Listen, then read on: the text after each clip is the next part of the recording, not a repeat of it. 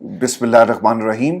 अस्सलाम वालेकुम नाज़रीन, मैं हूँ इरफान हाशमी और आपको प्रोग्राम में खुश आमदीद कहता हूँ। तमाम तारीफ़ें उस रब्बुल इज़्ज़त के लिए जिसकी तरफ हम सबको लौट कर जाना है और जिसके हुजूर हम सबको एक दिन पेश किया जाएगा।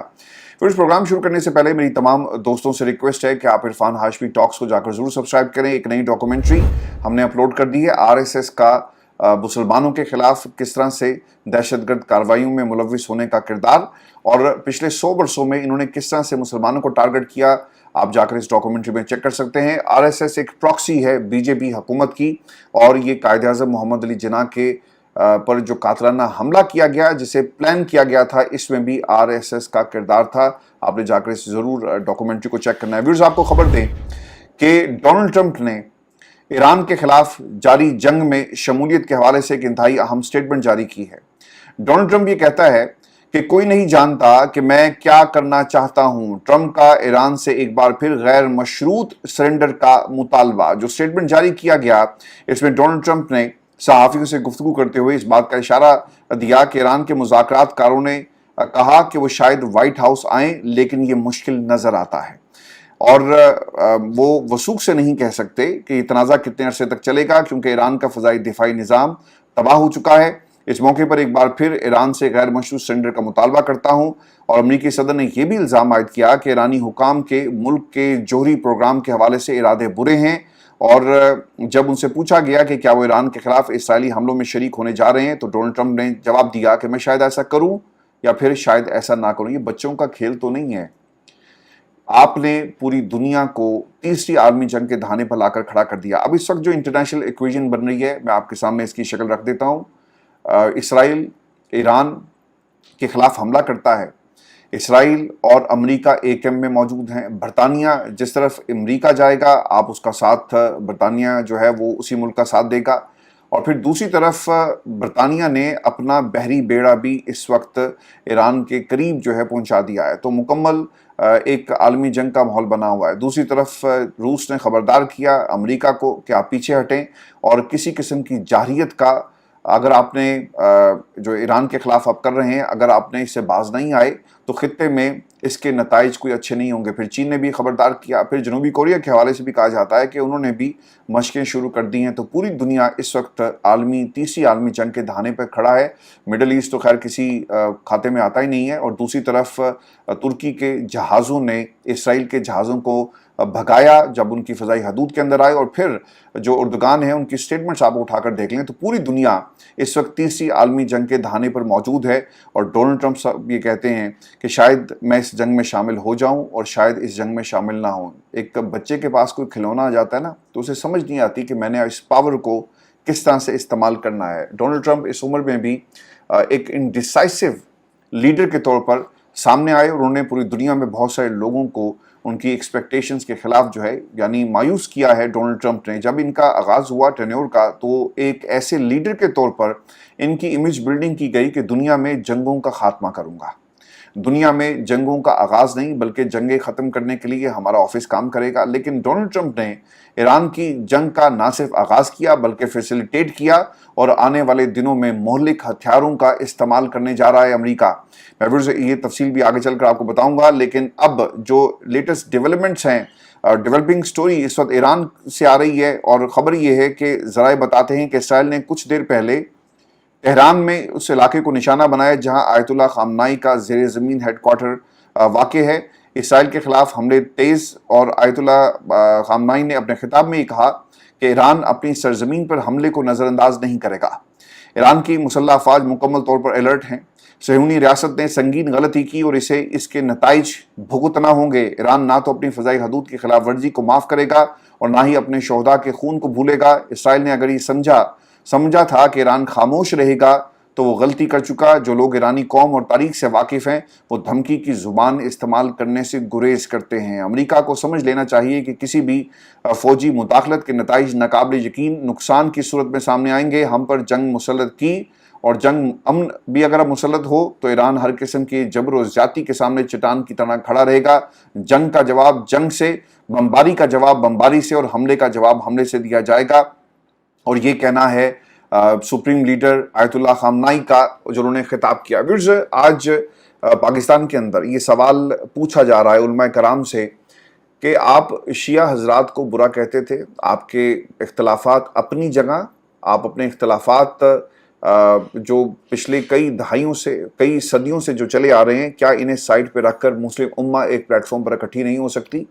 آج بہت سارے لوگوں نے اس حوالے سے خطاب بھی کیا، اور سنی حضرات جو ہمارے بھائی ہیں، سب مسلمان ہیں، ایک دوسرے سے یہ سوال کر رہے ہیں کہ کیا تمام مسلم امہ آج بھی اس موقع پر جب ایران کے اوپر حملہ ہو رہا ہے کیا اکٹھے نہیں ہوں گے؟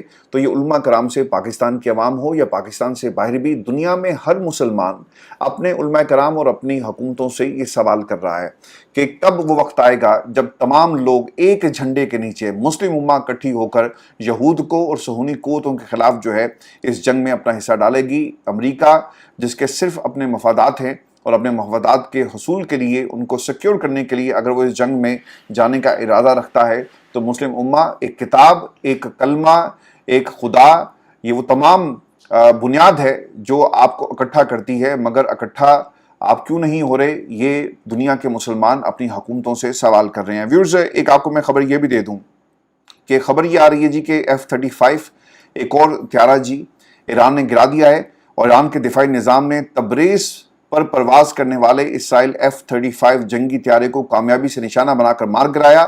حالیہ ایران اسرائیلی جنگ کے دوران ایران کی جانب سے اب تک ایرانی فضائی حدود میں 5 اسرائیلی F-35 طیارے گرانے کا دعویٰ کیا گیا ہے. اور ایک خبر یہ بھی آ رہی ہے امریکی اڈوں کے اوپر حملے کی، اور اسے بھی ایک بنیاد بنایا جا رہا ہے. اگر آپ انٹرنیشنل میڈیا کو اٹھا کر دیکھیں نا، اور خاص طور پہ وہ میڈیا جو ڈونلڈ ٹرمپ سے خوش نہیں ہے اور ڈونلڈ ٹرمپ کی پرانی تقریریں نکال کر ان کا جو دوہرا معیار ہے یا ڈیول فیس ہے وہ دنیا کے سامنے رکھ رہے ہیں. اب یہ کیس اپنا بلڈ کر رہے ہیں کہ ایران کے اوپر ہم نے حملہ کرنا ہے، جسٹیفیکیشن ہو ہمارے پاس، اور ہم اس حملے کو کس طرح سے یقینی بنا سکتے ہیں. اخبار جی نیو یارک ٹائمز، اس نے یہ دعویٰ کیا کہ اگر امریکی اسرائیل کے ساتھ جنگ میں شامل ہوا تو ایران نے بھی امریکی فوجی اڈوں پر حملے کی تیاری کر رکھی ہے. ایران کا شدید رد عمل امریکی حملوں، خصوصاً فرود پر حملے کی صورت میں آئے گا. امریکی اڈوں پر حملہ عراق سے شروع ہو سکتا ہے، جس کے لیے ایران آبنائے حمز میں بارودی سرنگیں بچانے کی حکمت عملی اپنائے گا، اور حوثی بحیرہ احمر میں بحری جہازوں کو نشانہ بنائیں گے. اور یہ پلاننگ جو اس وقت کی جا رہی ہے. میں آپ کو یہ بھی خبر دے دوں، اور خبر یہ آ رہی ہے کہ اسرائیل کے کچھ جاسوسوں کو ایران سے گرفتار کر لیا گیا. اس سے پہلے بھی بہت سارے لوگ جو فیسیلیٹیٹ کر رہے تھے ودن ایران، انہیں پکڑا گیا، اور ان میں سے کچھ لوگوں کو ایک جو ماضی میں پکڑا گیا جاسوس 2003 کی بات ہے یا 2013 کی بات ہے، اس کو پھانسی کی سزا دے دی گئی ہے، اسے جاسوسی کے الزام میں پھانسی دے دی گئی. اب خبر یہ آ رہی ہے کہ ایرانی سیکیورٹی فورسز نے ملک کے مختلف شہروں سے مبینہ جاسوس گرفتار کر لیے، اور ایران کے صوبے جو لرستان میں پاسداران انقلاب کی انٹیلیجنس نے 5 مبینہ جاسوس گرفتار کیے ہیں، اور یہ ایک انتہائی اہم ڈیولپمنٹ ہے ودن ایران. اور میں ویورز آپ کو ایک اور خبر بھی ایران کے حوالے سے دے دوں کہ تسنیم نیوز ایجنسی کے مطابق پولیس نے موساد سے وابستہ ایک مبینہ جاسوس کی شناخت کر کے اسے گرفتار کر لیا ہے، اور گرفتار شخص افغان شہری اور انڈر گریجویٹ طالب علم ہے، جس کے موبائل فون سے ڈرونز اور بم بنانے کی تربیت سے متعلق فائلیں بھی ملی ہیں. اور یہ وہ تمام کام ہے جو اس وقت ودن ایران جو ہے وہ ہو رہا ہے. لیکن ویورز، جو سب سے اہم اور خطرناک خبر ہے، اور وہ خبر یہ ہے کہ ایران کے زیر زمین ایٹمی پلانٹس کو نشانہ بنانے کی تیاری کی جا رہی ہے. آپ نے حملہ کر کے دیکھ لیا، لیکن آج بھی جو انٹرنیشنل ایجنسیز ہیں وہ بتاتی ہیں کہ حملے ضرور ہوئے، 2 سائٹس کو ٹارگٹ کیا، لیکن یہ تباہ نہیں ہوئی، اور کسی قسم کی جو تابکاری کے اثرات وہاں پر نظر نہیں آ رہے. انسپیکشن بھی ہو گئی، اور ان کی رپورٹ یہ بتا رہی ہے. لیکن اب اسرائیل کیا یہ صلاحیت رکھتا ہے کہ وہ ان زیر زمین جو فیسلٹیز ہیں انہیں ٹارگٹ کر سکے؟ خبر کے مطابق ایران کے زیر زمین ایٹمی پلانٹس کو نشانہ بنانے کی صلاحیت رکھنے والے ہتھیاروں میں سے ایک، جسے اب تک استعمال نہیں کیا گیا، وہ GBU-57AB میسو آرڈیننس پینیٹریٹر MOP بم ہے. یہ دنیا کا سب سے طاقتور غیر جوہری بنکر شکن بم صرف امریکہ کی ملکیت ہے، اور اسرائیل بھی اسے حاصل نہیں کر سکا. اور اس کا جو وزن ہے بتایا جاتا ہے جی کہ 30,000 پاؤنڈ یا 13,600 کلو گرام وزنی یہ بم شاید پہاڑ کے نیچے بنے ایران کے فردود ایٹمی پلانٹ کے مرکز کو نقصان پہنچانے کے لیے استعمال کیا جائے. لیکن امریکہ نے اب تک اسرائیل کو بھی اس بم تک رسائی نہیں دی، اور ویورز یہ بھی خبر میں آپ کے ساتھ شیئر کر دوں کہ 6 میٹر لمبا یہ ہتھیار زمین میں 200 فٹ کی گہرائی تک مار کر سکتا ہے اور اس سے زیادہ گہرائی تک نقصان پہنچانے کے لیے ان بموں کو یکے بعد دیگرے پھینکا جا سکتا ہے۔ یہ بم بوئنگ کمپنی نے تیار کیا لیکن اس بم کو کبھی میدان جنگ میں استعمال نہیں کیا گیا، تاہم امریکی ریاست نیو میکسیکو میں واقع وائٹ سینڈرس میزائل رینج میں اس کا تجربہ کیا جا چکا ہے۔ یہ 2017 میں افغانستان میں استعمال کیے گئے 9,800 کلو گرام وزنی mother of all bomb MOAB سے بھی طاقتور ہے۔ اسرائیل کے جوابی حملے بھی جاری ہیں، لیکن اس خبر کے حوالے سے میں کچھ چیزیں آپ کے ساتھ مزید بھی شیئر کر دوں۔ اور بتایا جاتا ہے کہ یہ بنکر شکن یعنی جو سب سے خطرناک ہتھیار ہے، جو بم ہے، کیا امریکہ دے گا؟ یہ ایک بنیادی سوال ہے۔ اور رپورٹ یہ کیا جا رہا ہے کہ برطانیہ کی بریڈ فورڈ یونیورسٹی میں پیس اسٹڈیز کے پروفیسر پال روجرز کہتے ہیں کہ امریکی فضائیہ نے MOAB جیسا بڑے سائز کا بم تیار کرنے میں کافی محنت کی، لیکن اس میں فرق یہ ہے کہ MOAB میں دھماکہ خیز مواد ایک انتہائی سخت دھاتی کیس میں ہوتا ہے، اور فی الحال اسٹیلتھ بمبار کے نام سے مشہور امریکی B-2 اسپرٹ طیارہ ہی بم گرانے کی صلاحیت رکھتا ہے، اور B-2 اسپرٹ امریکی فضائیہ کے سب سے جدید طیاروں میں سے ایک ہے اور اسے نارتھروپ گرومن کمپنی نے تیار کیا۔ تو یہ مزید کچھ تفصیلات بھی اس کے حوالے سے ہیں جو آ بھی رہی ہیں، لیکن سوال یہ ہے کہ کیا اسے استعمال کیا جاتا ہے یا نہیں استعمال کیا جائے گا، کیونکہ اگر استعمال کیا جاتا ہے تو اوبویسلی اس کا مطلب یہ ہے کہ اعلان جنگ، اور پھر وہ حال جو آپ کرنا چاہتے ہیں اس کے استعمال سے ایران کا، پھر باقی ملکوں کو بھی سوچنا پڑے گا کہ وہ اپنے دفاع کے لیے کیا حکمت عملی اپنائیں گے اور پھر امریکہ کے ساتھ کن ٹرمز کے اوپر تعلقات آپ کو استوار کرنے ہیں۔ ابھی آپ کو یہ خبر دیں کہ اسرائیلی فوج کی طرف سے ایک بیان جاری کیا گیا اور وہ یہ کہتے ہیں کہ ملک کی فضائیہ اس وقت تہران کے علاقے میں فوجی اہداف کو نشانہ بنا رہی ہے، اور دوسری جانب ایرانی پاسدان انقلاب یہ کہتے ہیں کہ متعدد میزائلز نے تہران کے شمالی اور مشرقی نواحی علاقوں کو نشانہ بنایا۔ اب ڈونلڈ ٹرمپ کا ایک اور بیان، انہوں نے کیا کہا کہ ایران بہت دیر کر دی، واضح کر دینا چاہتا ہوں کہ ایران کو مشکلات کا سامنا کرنا پڑے گا، آج بھی ایران کے لیے یہی کہوں گا کہ غیر مشروط سرنڈر ہے، ہم نے ایران کی دفاعی صلاحیت ختم کر دی ہے، اگلا ہفتہ اہم ہے اور ہو سکتا ہے کہ اس سے پہلے کوئی کارروائی ہو، پاکستان کو پسند کرتا ہوں اور پاکستان اہم ایٹمی طاقت ہے۔ لیکن ماضی کے اندر ڈونلڈ ٹرمپ آج جو مڈل ایسٹ کرائسس کی بات کر رہے ہیں اور جو وہ خود سے کریٹ کر رہے ہیں، ماضی میں وہ کیا کہتے رہے، یہ ویڈیوز میں آپ کو ایک ان کا شارٹ سنوانا چاہتا ہوں، اور انہوں نے اپنے سے پہلی حکومتوں کو کس طرح آڑے ہاتھوں لیا۔ سنیں ڈونلڈ ٹرمپ کیا کہہ رہے ہیں۔ Obviously, the war in Iraq was a big, fat mistake, all right?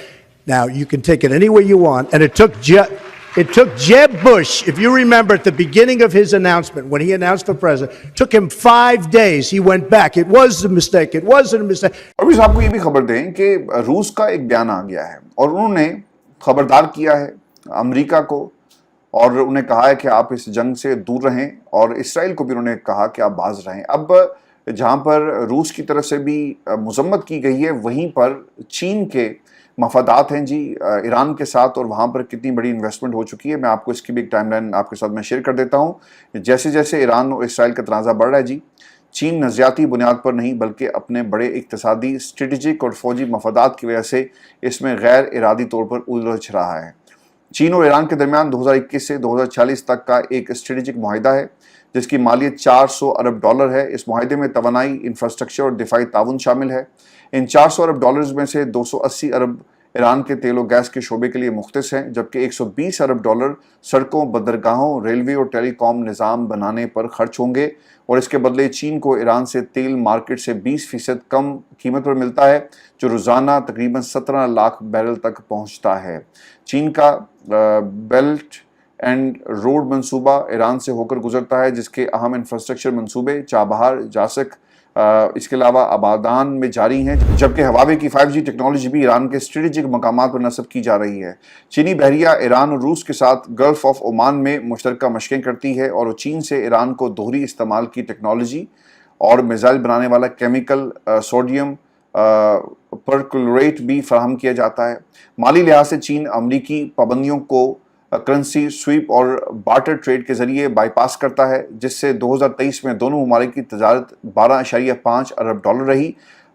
یہ ہدف $600 ارب سے کم ہے، لیکن یہ obviously ان کی اپنی انڈرسٹینڈنگ ہے۔ ایسے میں چین کا حالیہ ایک وارننگ کہ خطہ عدم استحکام کی طرف جا رہا ہے، بالکل واضح پیغام ہے، لہٰذا ایران میں عدم استحکام چین کے لیے توانائی کی سلامتی، بیلٹ اینڈ روڈ کے انفراسٹرکچر اور خطے میں اس کے اثر و رسوخ کو خطرے میں ڈال دیتا ہے، اسی لیے چین اس جنگ میں غیر جانبدار نہیں رہ سکتا اور یہ آبویسلی کوئی نہ کوئی ریئیکشن جو ہے وہ ضرور دے گا۔ اور اس میں آپ کو یہ بھی خبر دوں کہ جب میں یہ پروگرام ریکارڈ کر رہا ہوں اس سے ٹھیک کچھ گھنٹے کے بعد فیلڈ مارشل عاصم منیر کی ملاقات ہونے جا رہی ہے وائٹ ہاؤس میں ڈونلڈ ٹرمپ کے ساتھ۔ یہ اپنی نوعیت کی ایک انتہائی اہم ملاقات ہے اور اس کے بہت سارے اینگلز ہیں جنہیں فراموش نہیں کیا جا سکتا۔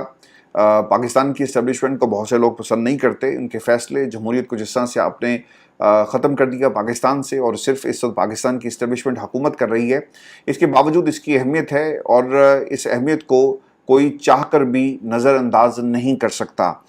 یہ ملاقات جی واشنگٹن میں ہونے جا رہی ہے اور اس ملاقات کے حوالے سے جو انتہائی اہم سوالات اس وقت اٹھائے جا رہے ہیں، ہمیں دیکھنا پڑے گا کہ ایسے وقت میں جب ایران اور اسرائیل کی جنگ جاری ہے، امریکہ اس میں شامل ہونے یا نہ ہونے کے حوالے سے اپنا ابھی تک کوئی فیصلہ نہیں کر سکا اور یہ فیصلہ صرف ڈونلڈ ٹرمپ نے کرنا ہے اور وہ اپنا اعلان کر چکے۔ ایسے وقت میں ان کی ملاقات ہو رہی ہے پاکستان کے فیلڈ مارشل عاصم منیر صاحب کے ساتھ، اور اگر ایران کو کانکر کر لیا جاتا ہے تو پھر اگلی باری پاکستان کی ہوگی، یہی اسیسمنٹ ہے اور یہ آج کی اسیسمنٹ نہیں ہے بلکہ کئی دہائیوں سے یہ اسیسمنٹ ہے۔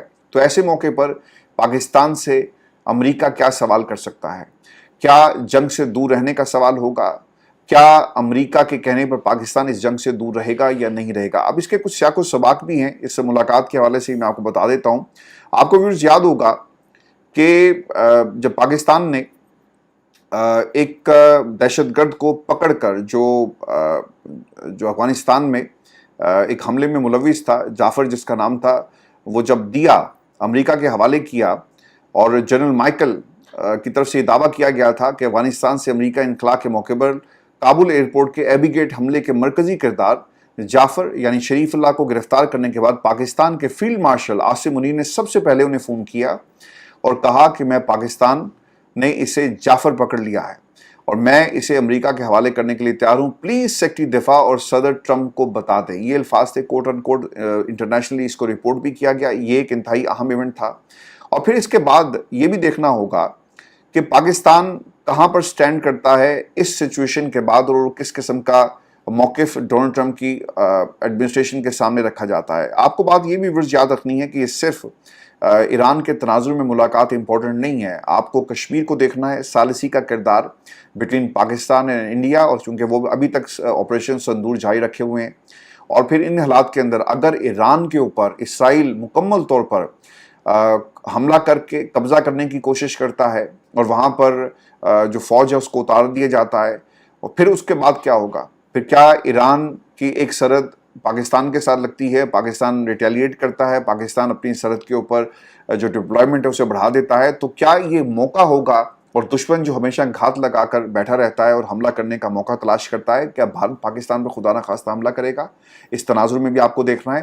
تو ثالثی کا کردار امریکہ نے ادا کرنے کی بات کی۔ بتایا بھی جاتا ہے کہ فون کیا گیا لیکن مودی صاحب جو ہیں وہ لینڈ نہیں کیے اور وہ چلے گئے۔ پھر دوسری چیز آپ کو یہ بھی یاد رکھنی ہے، پاکستان معدنیات کی بات تو خیر انہوں نے بھی کر دی ہے کہ ہمارے پاس اتنے معدنیات ہیں، آئیں انویسٹ کریں اور پھر اتنا پروفٹ آپ یہاں سے لے کر جا سکتے ہیں۔ دوسری چیز کرپٹو، انسداد دہشت گردی، پاکستان ہمیشہ سے ایک پارٹنر رہا، تو اس موضوع کے اوپر بھی بات ہوگی۔ لیکن جو سب سے اہم سوالات جو جڑے ہوئے ہیں اس پورے سینیریو کے اندر، آپ کو یہ بھی یاد رکھنا چاہیے کہ جب جنرل عاصم منیر صاحب جو اس وقت وہ آرمی چیف تھے، آج فیلڈ مارشل ہیں، ان کی ملاقات ہوئی تھی مئی کے اواخر میں ایرانی فوج کے چیف آف سٹاف محمد حسین باقری سے۔ ان کی ایک تصویر بھی ریکارڈ پر موجود ہے، یہ گئے، ان کی ملاقات ہوئی اور پھر 13 جون کو ہونے والے اسرائیلی حملے میں ان کو نشانہ بنا دیا گیا۔ تو ان کی ایک اہمیت ہے اس پورے سینیریو کے اندر، اور پھر امریکہ بھی دیکھ رہا ہوگا کیونکہ ڈونلڈ ٹرمپ کی اگر آپ بات کریں، بھائی صاحب کچھ بھی کہہ سکتے ہیں اور ان سے کچھ بھی ایکسپیکٹ کیا جا سکتا ہے۔ وہ جو دوست تھا ان کا ایلن مسک، ان کے ساتھ کیا ہوا آپ کے سامنے ہے، اور ان اپنی حکومت پہ جو ان کے لوگ ہیں ان کے ساتھ یہ کیا کرتے ہیں، ایک بہت ہی ایک ایسی شخصیت جس سے آپ کچھ بھی ایکسپیکٹ کر سکتے ہیں۔ تو اس ملاقات کے اندر اگر اس سے پہلے اگر ڈونلڈ ٹرمپ یہ کہتا ہے کہ آئی لو پاکستان، پاکستان از اے گریٹ کنٹری، اور میری آج ملاقات ہو رہی ہے، تو مجھے حیرانگی نہیں ہے۔ لیکن اس وقت ایران کے तनाजुर में ये मुलाकात और फिर इंडिया के तनाजुर में ये मुलाकात बहुत इंपॉर्टेंट है। और दूसरी तरफ इंडिया में इस वक्त कोहराम मचा हुआ है और वो इस मुलाकात को लेकर काफ़ी ज़्यादा सवालात उठा रहे हैं। और सवाल एक ये भी इम्पॉर्टेंट है, और किसी दोस्त ने ये पूछा भी था कि इसको पब्लिकली क्यों, जिस तरह बाकी सरबराह मुमलिकत मिलते हैं, तो क्यों मीडिया को बिठाकर ये मुलाकात नहीं हो रही? सर, सवाल के आपके सवाल के अंदर ही आपका जवाब छुपा हुआ है। तो वहाँ पर मौजूद क़यादत भी ये सवाल कर सकती है ना, मीडिया भी सवाल कर सकता है कि आप पाकिस्तान की इस्टेब्लिशमेंट है, आप हुकूमत की नुमाइंदगी किस तरह से कर रहे हैं, तो यहाँ पर शहबाज शरीफ को क्यों नहीं बिठाया गया? तो यकीनन ये पूरी सिचुएशन का एक तरह से उन्हें अंदाज़ा था डोनाल्ड ट्रंप, और फिर डोनाल्ड ट्रंप से भी सवाल किया जा सकता है कि आप डेमोक्रेटिक गवर्नमेंट से क्यों बात नहीं करते, शहबाज शरीफ से क्यों बात नहीं करते, आपको क्या ज़रूरत महसूस हुई कि आप पाकिस्तान के फील्ड मार्शल से ही बात कर रहे हैं? तो इसलिए दोनों ने बचने के लिए इस मुलाकात को पब्लिक नहीं किया। अब मुलाकात का मकसद क्या है? ईरान इसराइल तनाज़ुर में मुलाकात कितनी अहम है, कुछ सवालात हैं जी। चाइना का किरदार क्या होगा? क्या चाइना से दूर करने की कोशिश की जाएगी? रजीम चेंज के हवाले से मुलाकात कितनी अहम है? क्या इमरान खान के हवाले से बात होगी? चूँकि जो बरकी साहब हैं, सज्जाद बरकी साहब, उन्होंने यहाँ तक क्लेम किया था चौधरी गुलाम हुसैन के एक वीलॉग के अंदर कि डोनाल्ड ट्रंप ये सवाल ज़रूर उठाएंगे कि इमरान खान को रिहा करें, और उनकी इतलात यही थी। लेकिन व्यूअर्स, अब तक अमेरिका में जितनी भी लॉबिंग की गई, और फिर पाकिस्तान डेमोक्रेसी एक्ट और पाबंदी की बात की जा रही थी मुख्तलिफ शख्सियात के ऊपर, हमने ऐसा कुछ होते हुए नहीं देखा। अल्टीमेटली जो आसिम मुनीर फील्ड मार्शल हैं, उन्हें वाइट हाउस में बुलाकर, वो भी डिनर के ऊपर, और एक ऐसी मुलाकात जो इंतहाई गैर मामूली है, इसका एहतमाम किया जाता है। तो हमें सज्जाद बरकी साहब जो बात कर रहे हैं, और फिर जो पाकिस्तान तहरीक इंसाफ और ओवरसीज़ चैप्टर करते रहे, इसकी अब कितनी अहमियत है और क्या ये बातें सच हैं? मेरा ख्याल है कि हमें इस मुलाकात के तनाजुर में इसे देखना चाहिए कि पाबंदियाँ शायद अब ना लगें, और इमरान खान की रिहाई के हवाले से बात होगी या नहीं होगी, ये यकीनन इसकी डिटेल्स भी कुछ दिनों में आ जाएंगी। लेकिन फ़िलहाल ऐसा लग नहीं रहा कि ये बात होगी, क्योंकि डोनाल्ड ट्रंप के सामने ईरान का मामला और फिर पाकिस्तान का किरदार और पाकिस्तान को किस तरह से न्यूट्रलाइज़ करना है, ये सबसे अहम है। सहाफ़ी इस मुलाकात में शामिल क्यों नहीं किए गए, ये भी अहम सवाल है। इंडिया पाकिस्तान सूरत हाल पर बात होगी, कश्मीर के हवाले से क्या बात होगी, शहबाज शरीफ इस सूरत हाल में कहाँ स्टैंड करते हैं, ये भी ज़रूर पाकिस्तान में और पाकिस्तान से बाहर भी लोग जो हैं वो ज़रूर सवाल करेंगे। और डोनाल्ड ट्रंप जब मीडिया इंटरेक्शन होगा तो उनसे यकीनन ये पूछा जाएगा कि उन्होंने पाकिस्तान के प्राइम मिनिस्टर को आखिरकार क्यों नहीं बुलाया और उनसे क्यों बात नहीं की। तो हमें इस तनाजुर में भी इस मुलाकात को देखने की ज़रूरत है।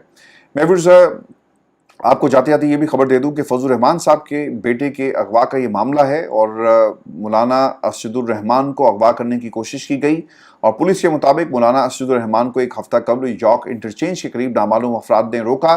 उनकी बहस होती है अगवाकारों की तरफ से, और बहस के बाद वहाँ से चले जाते हैं। पुलिस ने जो CTD की मुद्दत में ये मुकदमा दर्ज कर लिया है, क्योंकि दूसरी तरफ से ये कहा जा रहा था कि आप आएँ और आकर बैठें और बताएं ताकि हम आपकी मुद्दत के अंदर ही ये मुकदमा दर्ज करें, लेकिन उन्होंने इनकार कर दिया। और आखिर में मैं आपको 2 वीडियोस दिखाना चाहता हूं। अटक जेल में आप देख सकते हैं कि मुबैना तौर पर आला अफसरान और SP की मौजूदगी में कैदी शहाब शाह नामी पर तशद्दुद किया जा रहा है। ये कानून के ख़िलाफ़ इंसानी हकूक़ की संगीन खिलाफ वर्जी और नहायत शर्मनाक अमल है, और क्या कोई नोटिस लिया जाएगा? हैरानगी की बात है कि जेल के अंदर SP साहब भी बैठे हैं, पुलिस वाले भी बैठे हैं, कैदियों को लाया जाता है और उनको तशद्दुद का निशाना बनाया जाता है, और आखिर में आगे जो पुलिस वाले जी वो खड़े हैं और सारा तमाशा जो है वो देख रहे हैं। तो ये पाकिस्तान के अंदर हो रहा है और कोई पूछने वाला नहीं है। और जिस मुल्क के अंदर कोई कायदा कानून नहीं होता, जहाँ पर इंसाफ ऐसा हो, कोड़ों वाला इंसाफ हो, उनका हाल जो आज इसराइल जिस तरह से हमलावर है और कुछ नहीं हो पा रहा, मुस्लिम उम्मा तकसीब है, तो फिर हमारे नसीब के अंदर यही सब कुछ लिखा है। जब हम किताब से दूर हो जाएं, जब हम निज़ाम इंसाफ को तर्क कर दें, और किताब का जो उसूल है, कुरान मजीद फुरकान हमीद का जो उसूल है, उसे हम फॉलो ना करें, तो फिर हमारे ऊपर हुक्मरान भी ऐसे होंगे और हमारा अंजाम भी ऐसा होगा। मैं भी आपको एक और वीडियो, ये भी बहुत तकलीफ़ देह है और किसी दोस्त ने शेयर की हुई थी, और ये वीडियो क्या जी, एक किसी इलाके में वज़ीर तालीम साहब के हवाले से बताया जाता है कि मिडिल स्कूल को मिनटों में हाई स्कूल बना दिया। ये काम सिर्फ वज़ीर तालीम के वालिद ही कर सकते हैं। लानत है ऐसी सिफारिशी निज़ाम के ऊपर। मुझे नहीं पता कि ये वीडियो कहाँ की है, लेकिन एक इकट्ठ है, लोग बैठे हुए हैं और मिडिल स्कूल का वो किसी को एक साहब खड़े हैं जी, वो फ़ोन उठाते हैं और कहते हैं कि यार ये जो मिडिल स्कूल है اس کو آپ نے ہائی اسکول ہم نے بنانا ہے تو کچھ ہی لمحوں کے بعد فون پہ ہی یہ سارا کام ہو جاتا ہے. جب نظام بغیر کسی قاعدے قانون کے چلے گا, جہاں پر انسانوں کا نہیں بلکہ وڈیروں کا راج ہوگا, جہاں پر آپ کو عوام کے منتخب نمائندے نہیں بلکہ آپ کو فارم 47 کی حکومت نظر آئے گی, جہاں پر آپ کو عوام شکار اور حکمران شکاری نظر آئیں گے, وہاں پر سر یہی کچھ ہوتا ہے. اور وہ انہوں نے فون کے اوپر مڈل کو ہائی اسکول بنانے کے بعد جو ہے ہاتھ پہ ہاتھ رکھا اور ایسے دیکھا کہ یہ کام میں ہی کر سکتا ہوں. تکبر ہے. تو ایسا معاشرہ, ایسے حکمران, ایسے لوگ یہ کس وجہ سے ہمارے سامنے ہیں, یا ہمارے سامنے یہ ایسی ایگزامپلس کیوں ہیں؟ چونکہ ہم ان کے خلاف بولتے نہیں ہیں, اور ہم کیونکہ سمجھتے ہیں کہ وڈیرا اگر کہے گا تو ہمیں انصاف ملے گا, پنچایت کہے گی تو ہمیں انصاف ملے گا, اگر ہم جج یا حکومت کے ساتھ بیٹھیں گے تو ہمارے دن اچھے ہوں گے. نظام آپ کو کسی لیول پر نظر نہیں آتا تو انجام آپ کا اسی طرح کا ہوگا, چاہے وہ اٹک جیل کے اندر کسی قیدی کو کوڑے لگانے ہو, یا پھر مڈل اسکول کو آپ نے ہائی اسکول میں کنورٹ کرنا ہو, یا پھر انصاف کے نام پر آپ نے مذاق کرنا ہو, یا پھر پاکستان کی نمائندگی جس نے کرنی تھی وہ کہیں اور بیٹھا ہوا ہے. اور بلاول زرداری صاحب یہ کہتے ہیں کہ جناب یہ خوش آئین اقدام ہے جو ملاقات امریکہ میں ہو رہی ہے. کسی نے یہ سوال ان سے نہیں پوچھا کہ یہ جو پاکستان اور فارم 47 کی حکومت اور پوری پارلیمان بیٹھی ہے اور جن کی آپ نے موٹی موٹی تنخواہیں لگا دی, ان کو بھی کوئی کام کرنے دیں. بس یہ ہماری آج کی ویڈیو تھی. اپنے کمنٹ ضرور بھیجیے گا, چینل کو سبسکرائب کرنا مت بھولیں. اجازت دیجیے, اللہ نے کے بعد.